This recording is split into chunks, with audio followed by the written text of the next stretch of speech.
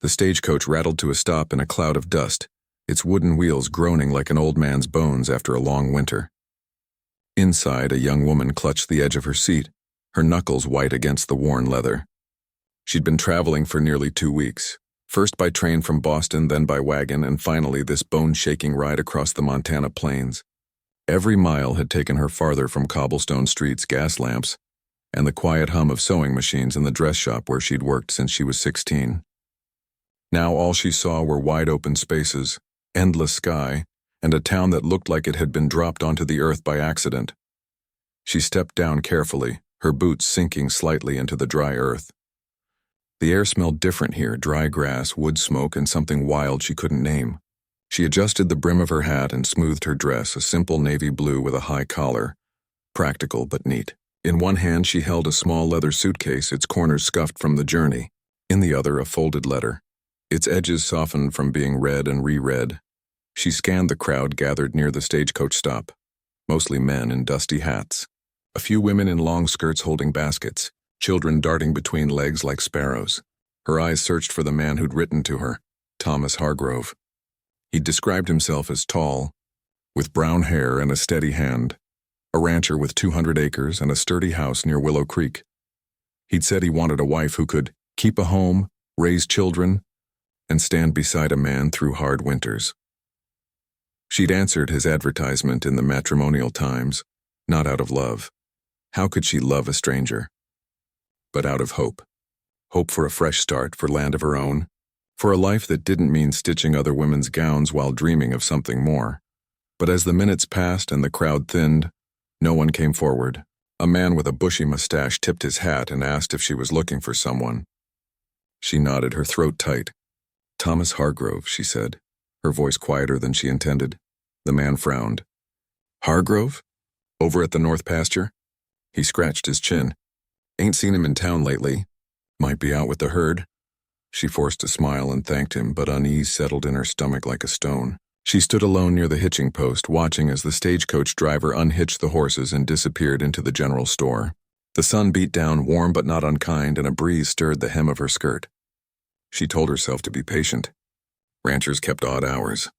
Maybe he'd come tomorrow. Maybe he'd gotten word late and was still riding in. From the porch of the saloon across the street, a man watched her.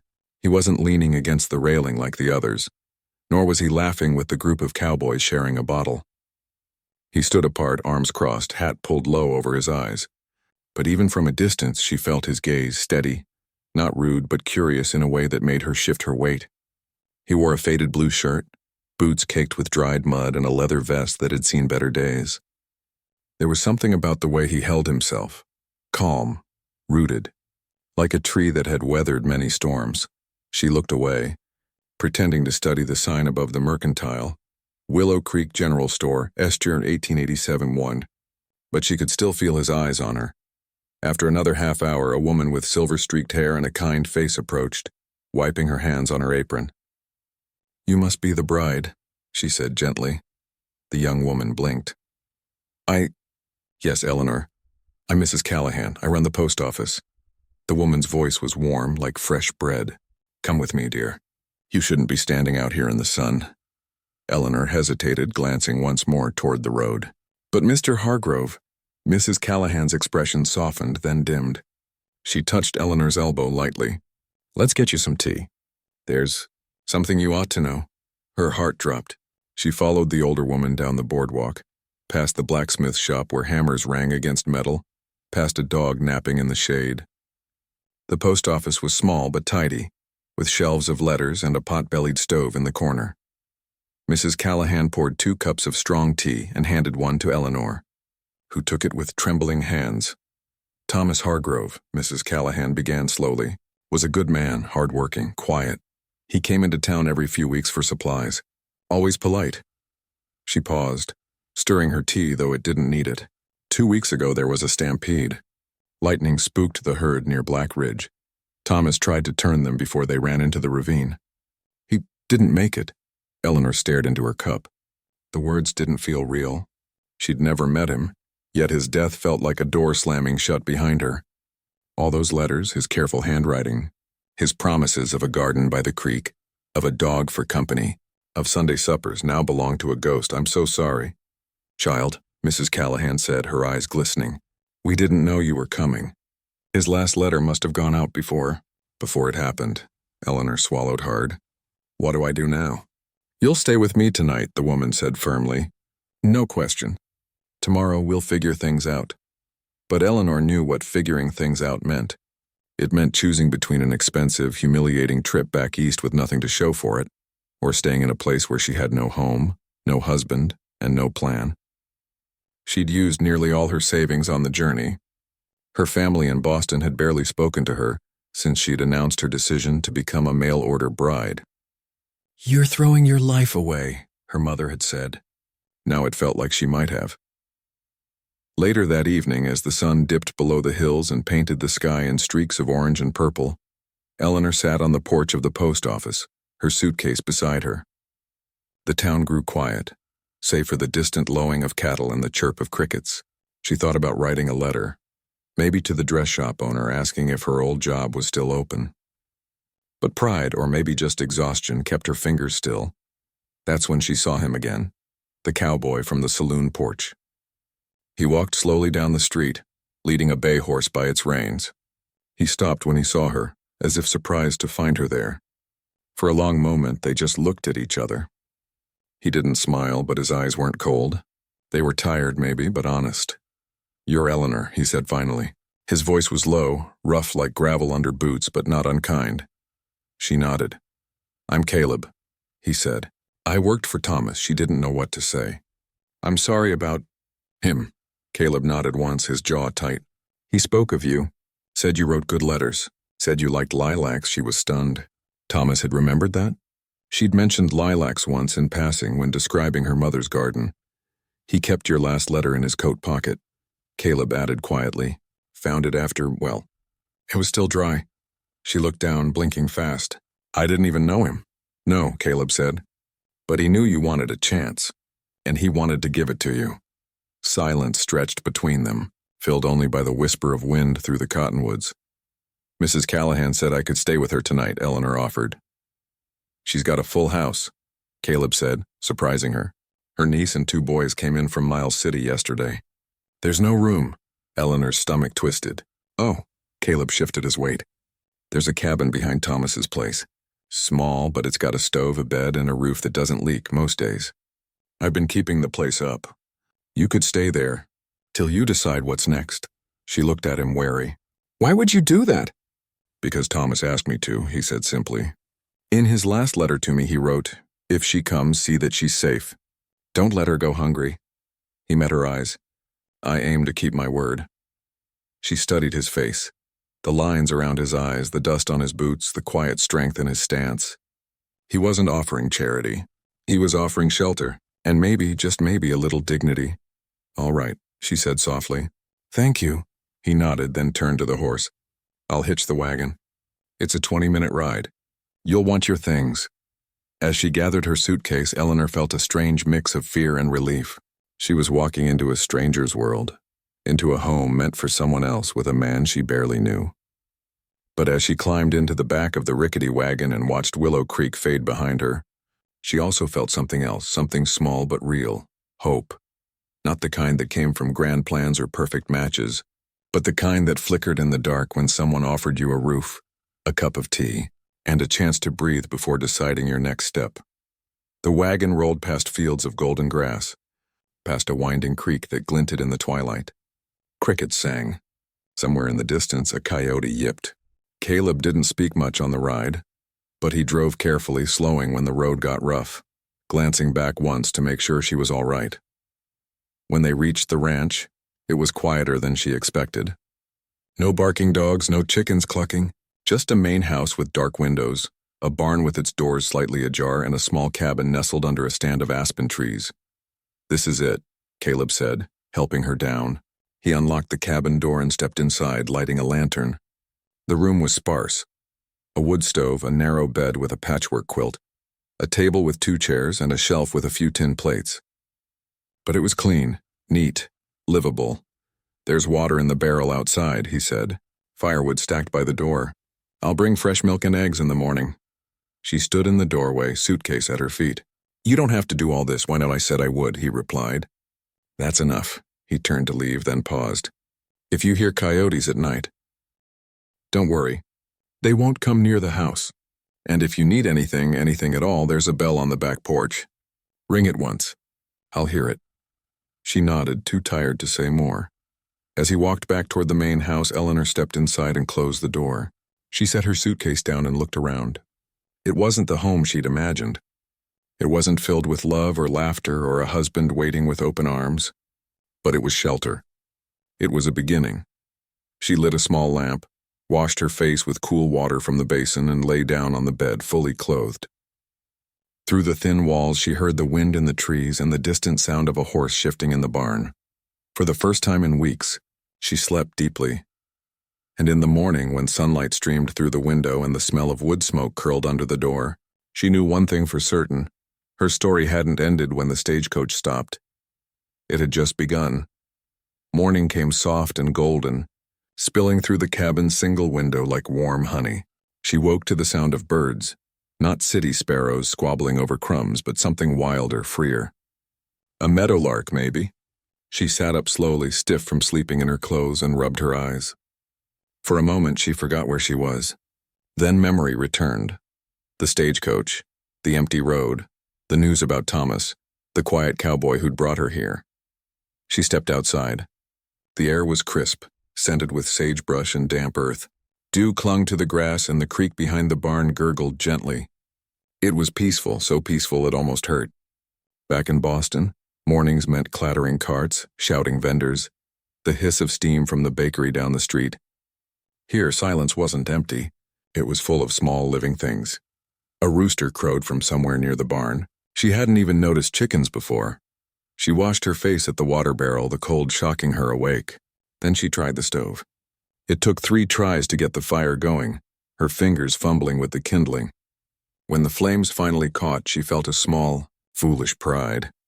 By the time the sun was fully up, a knock came at the door. She opened it to find him, Caleb, standing there with a cloth-wrapped bundle in one hand and a tin pail in the other. He wore the same faded shirt, but his boots were freshly brushed and his hair was damp as if he'd just washed it. Brought breakfast, he said, holding out the bundle, biscuits and bacon, and fresh milk. She took it, surprised by the warmth of the cloth. Thank you, he nodded toward the pail. There's water in there, too. I filled it from the well. Should last you till noon. She hesitated. You don't have to keep doing this. I know, he said simply. But I will. He didn't wait for a reply.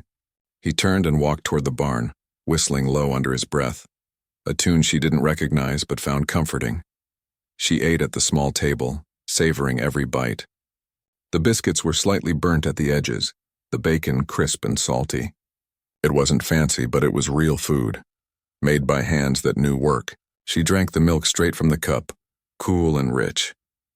After breakfast, she couldn't just sit. Idleness had always made her restless. In Boston, she'd sewed from dawn till dusk, her fingers flying over fabric. Here, there was no sewing machine, no bolts of silk, but there was work to be done. She swept the cabin floor, then wiped down the shelves.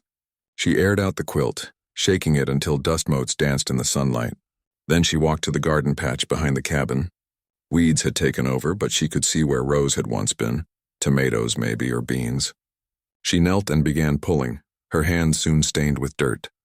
Hours passed. She didn't notice the sun climbing higher, or the sweat on her brow. She was lost in the rhythm of it. Pull, toss, pull again. It felt honest, like her body was finally catching up to her heart. Around midday, Caleb appeared at the edge of the garden. He leaned against the fence post, arms crossed, watching her.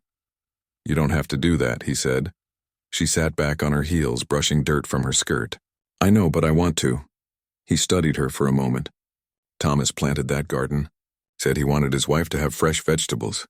She looked down at the tangled mess of weeds. I'll try to bring it back. He didn't say anything for a while. Then, there's seed in the shed. Corn, beans, squash. If you're serious, I am. He nodded as if that settled it. Good.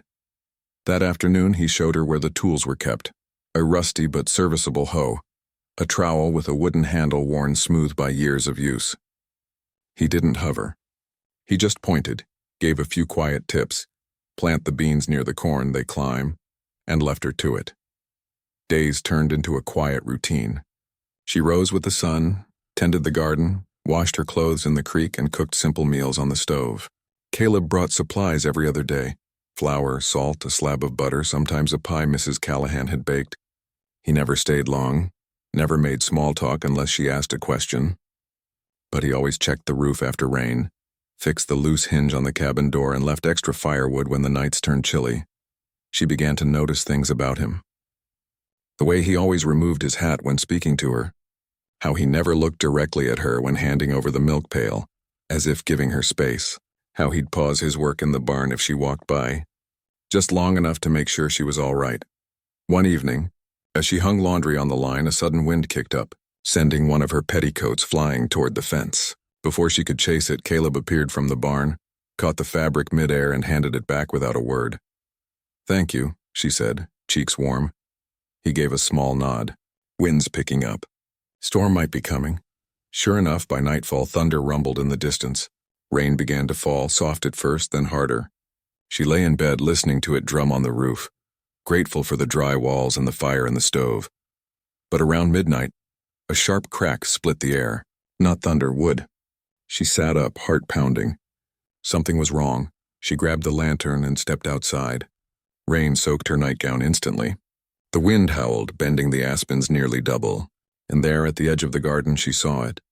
One of the old fence posts had snapped, and part of the chicken coop had collapsed. Before she could react, a figure emerged from the rain. Caleb, wearing only a shirt and trousers, no coat, no hat. He was already dragging a new post from the woodpile. "What are you doing out here?" He called over the wind. "The coop." "I see it," he said, already hammering a stake into the ground. "Go inside. You'll catch your death." "I can help," she insisted, stepping forward. He stopped, looked at her, really looked, and sighed. "Fine, hold the lantern steady." For the next hour, they worked side by side in the storm. She held the light while he rebuilt the broken section, his hands moving fast despite the cold. Rain dripped from his hair. His shirt clung to his shoulders, but he didn't complain. Neither did she. When it was done, he stood back, wiping his brow with his sleeve. "Should hold now," she nodded, shivering. "Thank you." He glanced at her soaked nightgown. "Go warm yourself. Drink some tea." She turned to go, then paused. "Why do you keep helping me?" He was quiet for a long time. The rain softened to a drizzle. Crickets started up again. "Because you're here," he finally said. "And you're trying. That counts for something." It wasn't a grand speech, but it meant more than any promise. The next morning she found a stack of dry firewood by her door, and a wool blanket folded neatly on the bench. No note, just kindness, quiet and sure. As the weeks passed, the garden began to green. Tiny sprouts pushed through the soil. She planted beans beside the corn stalks, just as Caleb had shown her. She even managed to fix the broken hinge on the chicken coop door with a piece of wire and a nail. One afternoon, Mrs. Callahan came by in her buggy, bringing a basket of apples and a letter. "I wrote to the church back east," the older woman said gently. "Asked if they knew of any other families looking for help. Cooks, seamstresses, that sort of thing. Got a reply from a pastor in Cheyenne. Says there's a widow with 3 children who needs someone to manage the household." Eleanor's stomach tightened. It was an offer. A way out. A chance to start over somewhere else with purpose. She thanked Mrs. Callahan and took the letter. But that night she didn't open it. She sat by the stove staring at the envelope and thought about the rows of corn growing taller each day, the chickens clucking contentedly in their coop, the way Caleb always left an extra egg in the pail, just in case. She thought about how, for the first time in years, she didn't feel like she was waiting for her life to begin. She was already living it. A few days later, a stranger rode into the ranch, a man with a sharp nose and expensive boots, though his coat was dusty from travel. He introduced himself as Mr. Langston, a neighboring rancher. He'd heard about the Boston girl staying in Thomas's cabin and wanted to pay his respects.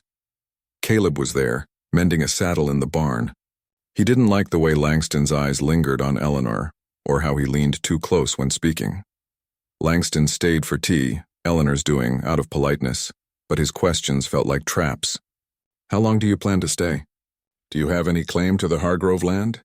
Surely a woman like you doesn't intend to live out here alone." She answered calmly, but her hands trembled around her cup. After he left, Caleb found her in the garden pulling weeds with more force than necessary. "He's trouble," Caleb said quietly. "I can handle myself," she replied, though her voice wavered. "I know you can," he said, "but you shouldn't have to." She looked up at him then, really look. Ed saw the worry in his eyes, the protectiveness beneath the calm. And something else, something she hadn't let herself name. "He asked if I had a claim to the land," she said softly. Caleb shook his head. "Thomas didn't leave a will. The ranch goes to his cousin in Oregon. They'll sell it soon enough." Her heart sank. "So I'll have to leave." "Not yet," he said. "The cousin hasn't sent word. And until he does, this is still Thomas's place, and you're welcome here." She nodded, but the ground beneath her felt less solid. That night, she dreamed of Boston, the narrow streets, the clatter of shuttles in the dress shop, her mother's disappointed sigh. She woke with tears on her cheeks. The next morning, she went to the main house for the first time since arriving. Caleb was on the porch, oiling a harness. "I want to learn," she said. He looked up. "Learn what?" "How to take care of this place. The animals, the fences, everything." He studied her. "Why?" "Because if I'm going to stay, even for a little while, I want to earn my keep. Not just be a guest." He set the harness down. "It's hard work, I know," he nodded slowly. "All right. Start with the chickens. Feed them at dawn. Collect eggs. Check for snakes in the coop." She did. And the next day, he showed her how to check the cattle's hooves, how to tell if a cow was sick, how to mend a broken fence post properly. She blistered her hands, got mud in her boots, and once startled a gopher so badly she nearly fell into the creek. But she kept going. Caleb never praised her. But sometimes when she finished a task, he'd give a small nod. And once, when she successfully helped deliver a calf, kneeling in the straw, hands steady despite her fear, he said, "You've got good hands." It was the highest compliment she'd ever received. One evening, as they sat on the porch of the main house sharing a pot of stew, she'd insisted on cooking it. He asked, "Have you thought about what you'll do when the cousin comes?" She stirred her stew. "I don't know. Maybe go to Cheyenne, or find work in town." He was quiet for a long time. "Then you could stay." She looked at him surprised. "Not here," he clarified quickly. "Not in Thomas's cabin. Button, I've got land, 50 acres south of here. Inherited it from my pa. Got a house, small but sound. I've been fixing it up." Her heart beat faster. "Why would you say that?" He met her eyes. "Because I've watched you these past weeks. You don't run from hard things. You plant seeds and wait for them to grow. You care for what's been given to you." He paused. "That's rare." She didn't know what to say. So she said nothing. But that night, as she lay in bed, she imagined a different kind of future. Not one built on a stranger's promise, but on her own two hands. And maybe, just maybe, on something growing between her and the quiet man who'd stepped forward when no one else would. The next morning, she planted a row of lilac bushes along the edge of the garden, Thomas's favorite, but also hers. And as she patted the soil around the roots, she whispered, "Let's see what grows. Not just the flowers, but everything." Summer settled over the ranch like a warm blanket. The days stretched long and golden, the nights cool and quiet, filled with the chirp of crickets and the distant howl of coyotes. The garden thrived. Rows of corn stood tall, beans curled around their poles, and squash vines sprawled across the earth like lazy cats in the sun. She'd even managed to coax a few tomatoes to ripen, their red skins gleaming like little treasures. She no longer felt like a guest. She felt like part of the land. Her hands were calloused now, her skin kissed by the sun, her clothes always a little dusty. She rose before dawn to feed the chickens, checked the fences after breakfast, and spent afternoons mending clothes or stitching quilts from scraps of fabric she'd saved. She'd even started teaching herself to ride, borrowing Caleb's gentlest mare and practicing in the empty pasture until she could stay on without gripping the saddle too tight. Caleb was still quiet, but the silence between them had changed. It wasn't empty anymore, it was full of things left unsaid but understood. He'd leave a basket of wild plums by her door after a ride. She'd leave a jar of fresh butter on his porch. He'd show her how to read the sky for storms. She'd teach him how to darn a sock so it lasted another season. They worked side by side more often now, fixing the windmill, hauling water, even branding the new calves. He never asked her to do anything she couldn't handle, But he never treated her like she was fragile either, and that meant more than kindness ever could. One evening, as they sat on the cabin steps sharing a slice of peach pie Mrs. Callahan had sent, he asked, "You ever read much?" She smiled. "All the time. Back home I used to borrow books from the lending library, novels mostly. Stories about faraway places." He nodded toward the main house. Thomas had a shelf of books, mostly farming manuals but a few others. "You're welcome to them." The next day she found them. Robinson Crusoe, a collection of poems by Longfellow, and an old copy of Little Women. She read them by lamplight, her heart aching for the sisters' bond, for the world Jo built with her words. Sometimes she'd read passages aloud when Caleb was nearby, just to hear the sound of her own voice in the quiet. He'd listen while whittling or mending harnesses, never interrupting but always present. One afternoon she found him sitting under the big cottonwood tree, staring at a letter in his hands. His shoulders were tense. "Everything all right?" she asked gently. He looked up, startled, then quickly folded the paper. "Just news from Oregon. Thomas's cousin. He's sending someone to look at the ranch next month. Probably sell it." Her stomach dropped. She'd known this was coming, but hearing it made it real. "So I'll need to find somewhere else." He didn't answer right away. "Then you could stay with me," she blinked. "What?" He cleared his throat, looking down at his boots. "I've been fixing up the house on my land. Got a good, solid roof, room for a garden. You wouldn't be alone, and I wouldn't mind the company." Her heart pounded. It wasn't a proposal, not exactly, but it was an offer. A real one, built on weeks of shared sunrises and muddy boots and quiet trust. "I'd like that," she said softly. He looked up then, and for the first time, she saw something in his eyes she hadn't before. Hope. Not desperate, not loud, but steady, like a flame in a lantern on a dark night. Word spread in Willow Creek as it always did. The postmistress mentioned it to the blacksmith, who told the schoolteacher, who mentioned it to her husband at the mercantile. Soon people were talking. Not all of it kind. She first noticed it at the general store. She'd gone in for salt and sugar, and the usual friendly nods were replaced with stiff smiles and lowered eyes. The shopkeeper took her money without meeting her gaze. On the way out, she overheard two women whispering near the flour bins. Heard she's moving in with him already. Before the cousin even comes. Seems eager. Well, what do you expect? A city girl with no family, no money. She's got to latch on to someone. She walked home with her head high, but her cheeks burned. Caleb noticed. "You all right?" She didn't want to burden him, but the words tumbled out. "People are talking," he frowned. "About what?" "That I'm taking advantage. That I'm staying here just to get something." He was quiet for a long moment. Then he said, "Let them talk. You know the truth." "I know the truth." That's enough. But it wasn't enough. Not when the whispers followed her to church the next Sunday. She sat in the back pew, as usual, but felt eyes on her the whole time. After the service, no one invited her for coffee. No one asked how the garden was doing. She walked home alone, the dust swirling around her boots. That evening, Caleb found her sitting on the porch, staring at the sunset. "I'm not staying out of desperation," she said before he could ask. "I know," he replied, "but they think I am. Then we'll prove them wrong." "How?" "By living honest," he said simply. "By working hard. By not hiding." She looked at him. "You really don't care what they say?" "I care what's right," he said. "And what's right is that you've earned your place here. More than most." She believed him, but the weight of the town's judgment still pressed on her shoulders. Then came the harvest dance.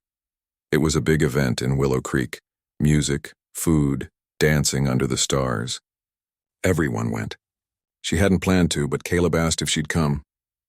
"You've been cooped up," he said, "and you deserve a night off." She wore her best dress, the navy one she'd arrived in, now carefully mended and pressed. She even pinned a sprig of dried lavender in her hair. The dance was held in the barn, strung with lanterns and smelling of hay and apple cider. Fiddles played lively tunes and couples spun in circles, laughing. She stood near the wall at first, sipping cider, watching. Caleb stayed close, not dancing, just keeping an eye out. Then he showed up. Langston, the neighbor with the sharp eyes and sharper tongue. He'd been to the ranch once before, asking too many questions. Now he swaggered in like he owned the place, flanked by two of his ranch hands. He spotted her right away, made a beeline. Well, well, he drawled, stopping too close. If it isn't the mail-order bride who never got her groom. She stiffened. Good evening, Mr. Langston. Still playing house on Hargrove land?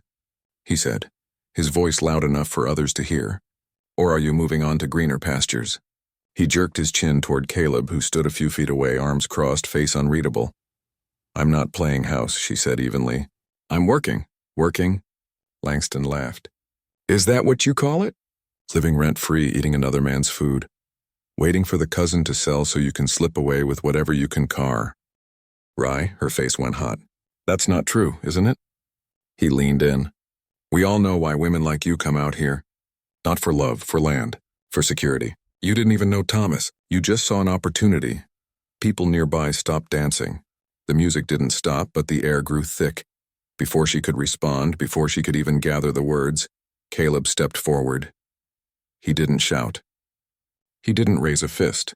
He just stood between her and Langston, calm as a still pond, but with a look in his eyes that made the other man take a half step back. She came here honest, Caleb said, his voice low but carrying. She worked every day since she arrived. She planted that garden with her own hands. She helped deliver calves in the rain. She's done more for this land in 2 months than you've done in 10 years. Langston scoffed. And what's your stake in this, Boone? You sweet on her? Planning to marry a woman who belonged to your dead boss? Caleb didn't flinch. He looked Langston dead in the eye and said, clear as church bells, she belongs with me. The words hung in the air like smoke after a gunshot. Silence fell over the barn. Even the fiddlers stopped playing. Langston's face turned red. You've lost your mind. No, Caleb said. I've found my sense. He turned to her then, his expression softening just slightly. You don't owe anyone an explanation. Not him, not this town.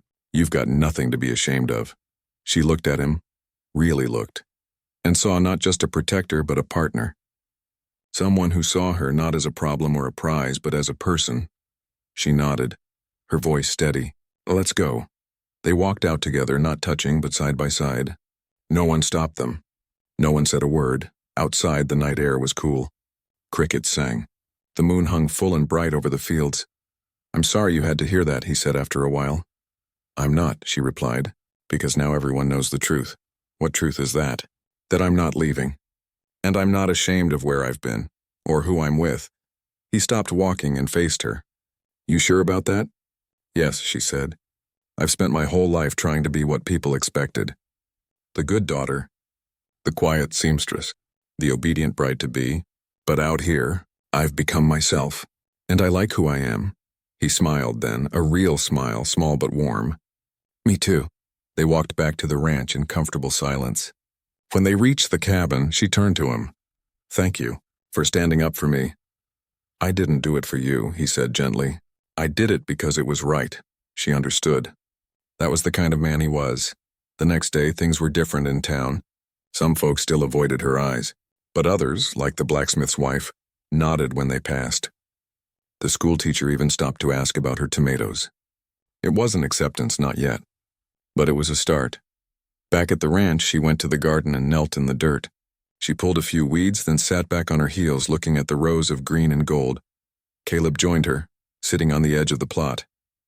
You ever think about what comes next? He asked. She plucked a bean pod and snapped it open. Every day, and?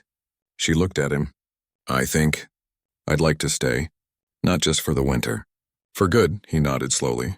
My land's got room for a dressmaking shop, you know. Right by the road. Folks from 3 counties pass through. You could sew for them, she laughed softly. You've been thinking about this. A little, he admitted. She thought about it, her needle flying over fabric. Women coming to her for Sunday dresses and baby clothes. Children playing in the yard while she worked. A life built on skill, not charity. I'd like that, she said. He reached into his pocket and pulled out a folded piece of paper. I wrote to the county clerk. Filed a claim on the land. If you're willing, we could file it together. As partners, her breath caught. You'd do that? I'd be a fool not to, he said. She took the paper, her fingers brushing his. It wasn't a ring. It wasn't a grand declaration. But it was a promise written in ink, rooted in earth, built on respect. That night she wrote a letter. Not to Boston, not to the pastor in Cheyenne, but to herself, tucked into the back of her journal. I came here for a man I never met, but I'm staying for the life I'm building, and for the man who saw me before I even saw myself. Outside, the wind rustled through the corn. Somewhere a cow lowed softly, and for the first time in her life she felt like she was exactly where she was meant to be. The days after the harvest dance settled into a new kind of quiet. Not the silence of loneliness, but the calm that comes after a storm has passed. People in town didn't stare as much. Some even nodded when she walked by the mercantile. The schoolteacher stopped her one afternoon to ask if she'd be willing to mend a tear in her daughter's Sunday dress. She said yes, and the next week 2 more women came with hems to let out and buttons to replace. Word was spreading, not as gossip but as respect. She began setting aside a corner of the cabin for sewing. She laid out her few spools of thread, her thimble, her shears, and the small wooden box that held her most precious possession, a silver needle her grandmother had given her on her 16th birthday. This, the old woman had said, is for stitching not just cloth but dreams. She'd never understood it then. Now she did. Caleb kept his word. He cleared a patch of land near the road that ran past his property. 50 acres of good soil, with a clear view of the mountains to the west. He started building a small outbuilding, just big enough for a work table, a stove for pressing, and shelves for fabric. "For your shop," he said one evening, wiping sweat from his brow as he measured the frame. "When you're ready." She watched him work, hammer in hand, shoulders strong under the sun. There was something steady about him, like the earth itself. He didn't rush. He didn't cut corners. He built things to last. But even as hope grew, doubt still whispered in the back of her mind. Was she being foolish? Trusting a man she'd only known a few months, building a future on land that wasn't hers, with a name that wasn't yet tied to his. She'd seen marriages fall apart in Boston. Women left with nothing but unpaid bills and broken promises. She didn't want that. She wanted something real, something that wouldn't vanish like morning mist. One afternoon, while sorting through Thomas's old trunk, with Caleb's permission, she found a bundle of letters tied with twine. At the bottom was one addressed to Caleb, sealed but unopened. The handwriting was Thomas's. She hesitated. It wasn't hers to read, but something tugged at her. She carried it to the main house and knocked on Caleb's door. He opened it, saw the letter in her hand, and went very still. "I found it in the trunk," she said. "I didn't open it, but maybe you should." He took it slowly, like it might burn him. "I've been putting it off," he admitted. Didn't want to hear what he had to say after. "Everything," she nodded. "I'll leave you to it." But as she turned to go, he said, "Stay, please." So she sat at the kitchen table while he broke the seal. He read silently, his face unreadable. When he finished, he folded the letter carefully and looked at her. "He knew," Caleb said quietly. "About us, or about what could be." She frowned. "How?" "He wrote this the week before he died. Said he'd been thinking a lot about the letter you sent, the one where you talked about wanting a life that meant something, not just a roof over your head." Caleb's voice softened. He said, "If she comes, and if Boone is still here, tell her this. I never loved her, but I hoped she'd find someone who could. And if that someone is you, don't waste time. Life's too short for half measures." She felt tears rise, but not from sadness. From the strange kindness of a man she'd never met, who'd given her a chance even in death. Caleb looked at her, his eyes clear and open. "I didn't read this to make you feel guilty. I read it because I need you to know I'm not stepping into Thomas's shadow. I'm standing beside you, as myself," she swallowed. "I know. Do you?" He leaned forward. "Because I've been waiting. Not because I'm afraid, but because I wanted you to choose me. Not because you had nowhere else to go, but because you wanted to." She looked down at her hands, rough now, stained with dirt and thread. "I've been afraid too," she admitted. "Afraid that if I let myself hope, it would all disappear. Like it always has." He reached across the table and covered her hand with his. His palm was warm, calloused, sure. "Then let's make it real." "Not with words. With deeds." She looked up. "How?" "Marry me," he said simply. "Not tomorrow. Not next week. When you're ready. But let's stop pretending we're just neighbors. Her breath caught. It wasn't flowery. It wasn't on bended knee under the stars. It was honest. And that was better. I need time, she said. Take all you need, he replied. I'm not going anywhere. She took a week. Not to doubt him, but to be sure of herself. She walked the ridge behind the ranch every morning, watching the sun rise over the hills. She sat by the creek and listened to the water. She thought about Boston, the narrow rooms, the endless stitching, the feeling of being invisible. Then she thought about here, the wide sky, the smell of rain on dry earth, the way Caleb always left the best apple in the basket for her. On the 7th day, she went to the garden at dusk. The corn was tall now, the beans heavy with pods. She knelt and pressed her palm to the soil. It was warm, alive. That night she went to the main house. Caleb was on the porch whittling a piece of cedar. She didn't say anything at first, just sat beside him on the steps. After a while, he set the knife down. Well, I'm ready, she said. He didn't smile right away. He just looked at her as if memorizing her face. Then he nodded. Good, no fanfare. No grand speech.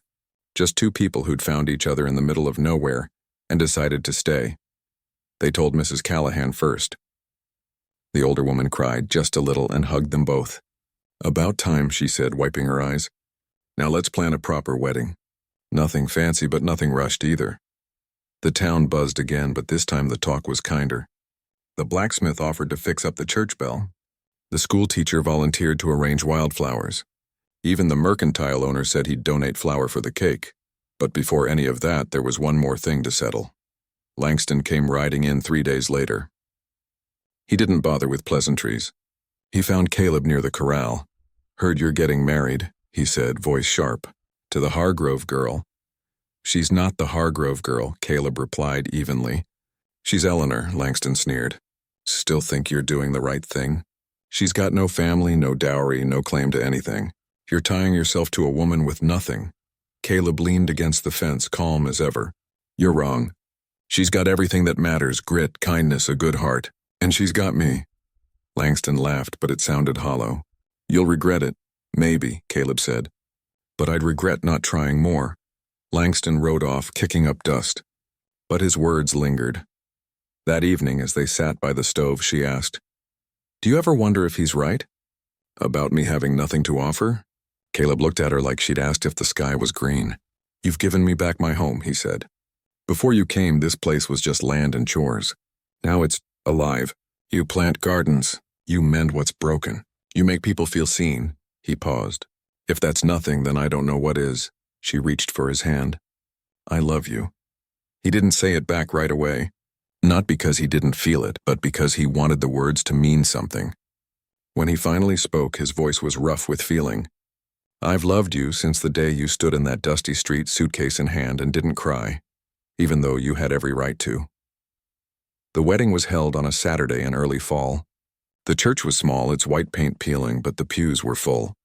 Mrs. Callahan played the old pump organ. The schoolteacher's daughter scattered petals down the aisle. She wore a dress she'd made herself, simple ivory linen with lace at the cuffs and a sprig of lilac pinned at the collar. Caleb wore his best shirt, clean and pressed, his boots polished. He looked nervous, more nervous than she'd ever seen him. When she reached him at the altar, his hand trembled slightly as he took hers. The preacher spoke of partnership, of building something that lasts, of loving not just in sunshine but in storm. They exchanged plain gold bands bought with money they'd both saved dime by dime. After the vows, as they stepped outside into the golden afternoon light, the whole town cheered. Children ran ahead, tossing wildflower petals. Someone had strung lanterns between the trees. There was music and pie and laughter that rang across the fields. Later, when the guests had gone and the dishes were washed, they walked back to the ranch together. Not to the cabin, not to the main house, but to the small house on Caleb's land, the one with the new roof, the sturdy walls, and the patch of earth waiting for a garden. He opened the door and stepped aside. Welcome home. Inside, the room was simple but warm. A fire burned in the stove. A quilt she'd stitched lay on the bed. On the table sat 2 mugs, a loaf of bread, and a jar of honey from Mrs. Callahan. She turned to him. It's perfect. He pulled her close, just holding her for a long moment. No words needed. Outside, the wind rustled through the cottonwoods. Crickets sang, and somewhere in the distance a cow lowed softly, familiar, comforting like a lullaby. She rested her head on his shoulder and closed her eyes. She'd come as a mail-order bride for another man.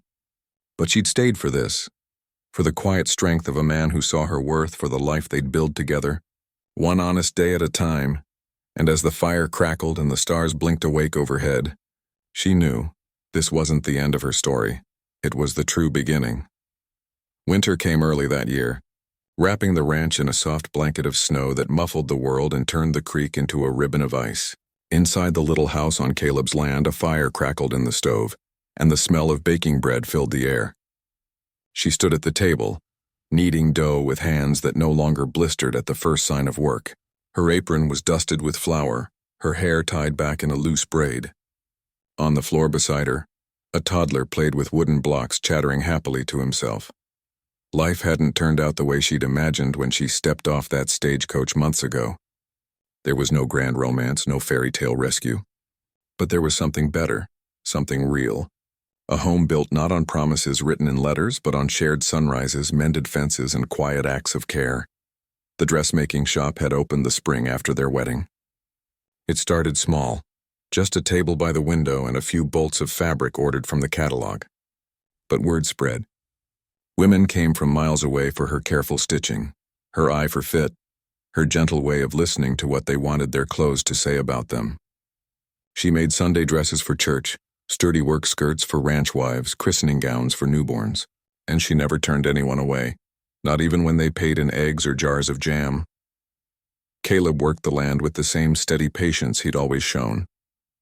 He expanded the herd, fixed the old irrigation ditch, and planted an orchard. Apple, pear, and one lone lilac bush near the porch, just for her. They didn't have much money, but they had enough, and more than that, they had peace. Their son was born on a cold April morning, with Caleb pacing the porch until the midwife finally called him in. He'd held the baby with hands that had roped steers and mended wagons, now trembling with awe. "He's got your eyes," he'd whispered. And she'd smiled through tears. Now as she shaped the dough into loaves, the boy, barely 2, toddled over and tugged at her skirt. "Mama, up!" She wiped her hands and lifted him onto her hip. He smelled of soap and sunshine, his cheeks pink from playing outside earlier. "You hungry, little one?" He nodded solemnly, then pointed to the window. "Papa," she turned. Caleb stood in the doorway, snow dusting his shoulders, his boots leaving wet prints on the floor. He'd been checking the cattle in the lower pasture. He smiled when he saw them, just a small lift of his lips, but it warmed her more than the fire ever could. "Smells like heaven in here," he said, shrugging off his coat. "Just bread," she said, setting the boy down so he could run to his father. Caleb scooped him up, kissing the top of his head. "Best bread in Montana." They ate at the table together, thick slices of warm bread with butter and honey, stew simmered all day with carrots from the root cellar. After dinner, Caleb read aloud from the newspaper while she mended a tear in the boy's overalls. The child fell asleep in his father's lap, thumb in his mouth, eyelashes dark against his cheeks. Later, after tucking him into his small bed in the corner of their room, she joined Caleb on the porch. The night was clear, the stars sharp and bright against the black sky. Snow crunched under their boots. "He asked about Thomas today," she said quietly. Caleb looked at her. "What did you tell him?" "That Thomas was a good man who wanted a family, and that even though he never got to meet him, he's part of why we're here." Caleb nodded. "That's true." She leaned against the railing. "Sometimes I wonder if he'd be proud of us."